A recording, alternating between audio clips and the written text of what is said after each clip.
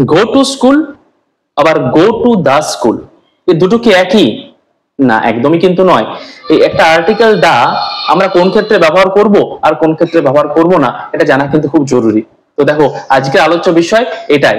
তো দেখো, আমি যদি বলি যে গো টু স্কুল, তো গো টু স্কুল আমরা ব্যবহার করব তখনই যখন আমাদের শিক্ষা মানে আমাদের প্রধান উদ্দেশ্য স্কুলে যাওয়ার, তখন আমরা কিন্তু আর্টিকেল দা ব্যবহার করব না।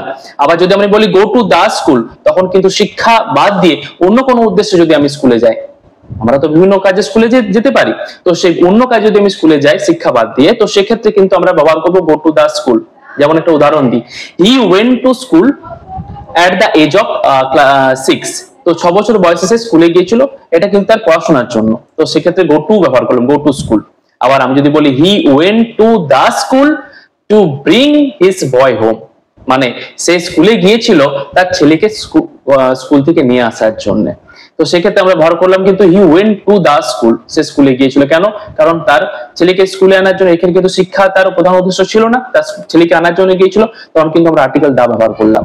তো এই একই হয় যখন যদি আমি এটা ব্যবহার করি গো টু মার্কেট এবং গো টু দা মার্কেট, মানে বাজারে যাওয়া যখন উদ্দেশ্য, মানে বাজারে যে যদি আমি কেনাকাটা করি, যেমন এখন দুর্গাপূজার মরশুম, তো দুর্গাপূজাতে আমরা প্রত্যেকেই কেনাকাটার জন্য যাচ্ছি, তখন কিন্তু আমরা ব্যবহার করবো গো টু মার্কেট। যেমন আই ওয়েন্ট টু মার্কেট, আমি বাজারে গিয়েছিলাম ফর পূজার শপিং, মানে দুর্গাপূজার কেনাকাটার জন্য বাজারে গিয়েছিলাম, তো দ্যাটস ওয়াই এখানে কিন্তু আমরা আর্টিকেল দা ব্যবহার করলাম না, কিন্তু দা ব্যবহার করবো তখন যদি আমার বাজারে যাওয়ার উদ্দেশ্য কেনাকাটা না হয়ে অন্য কিছু হয়। যেমন আমি ভিড় দেখার জন্য গেলাম, যে দুর্গাপূজায় কেমন ভিড় হচ্ছে বাজারে, সেটা দেখার জন্য বাজারে গেছি, তখন কিন্তু এটা হয়ে যাবে কি না, I went to the market to see the gathering, অর্থাৎ ভিড় কতটা হচ্ছে সেটা দেখার জন্য। আবার দেখো একটা ইম্পর্টেন্ট, খুব ইন্টারেস্টিং, সেটা হলো গো টু সি আর go to the sea. Sea মানে আমরা জানি সমুদ্র, এখন গো টু সি মানে হলো নাবিক হওয়া, গো টু সি। যেমন the boy went to sea at the age of 18, 18 বছর বয়সে সে নাবিক হয়েছিল, তাহলে আমরা বলতে পারি he went to sea at the age of 18। কিন্তু যদি আমরা সমুদ্র যাত্রা করার জন্য যাই, তখন কিন্তু এটা আমরা একটা আর্টিকেল দা ব্যবহার করব।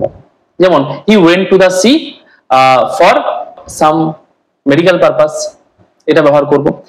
আরো একটা ইন্টারেস্টিং রয়েছে, সেটা হলো টেক কেয়ার। খুব ভালো একটা ফ্রেজ, এটা আমরা ব্যবহার করতে পারি বিভিন্ন রাইটিং বা রিপোর্ট রাইটিং এর ক্ষেত্রেও। কিন্তু টেক কেয়ার মানে মনে রাখবে প্রকাশিত হওয়া। যেমন the news has taken air, অর্থাৎ খবরটা প্রকাশিত হয়েছে। তো টেক কেয়ার মানে কিন্তু প্রকাশিত হওয়া, বাতাস নেওয়া নয়। বাতাস নেওয়া যদি আমি বলি, যেমন I always walk in the morning to take the air, যখন আমি আর্টিকেল দাটা ব্যবহার করব তখন হবে যে বাতাস নেওয়ার জন্য।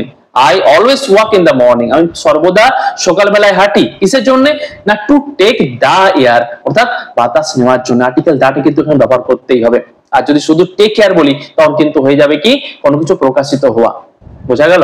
তো আজকে এটা ব্যবহার করবো, এটাই শিখলাম যে কখন আমরা আর্টিকেল দা ব্যবহার করব, কোন ক্ষেত্রে আর কোন ক্ষেত্রে ব্যবহার করবো না। আশা করি প্রত্যেকেরই ভালো লাগলো।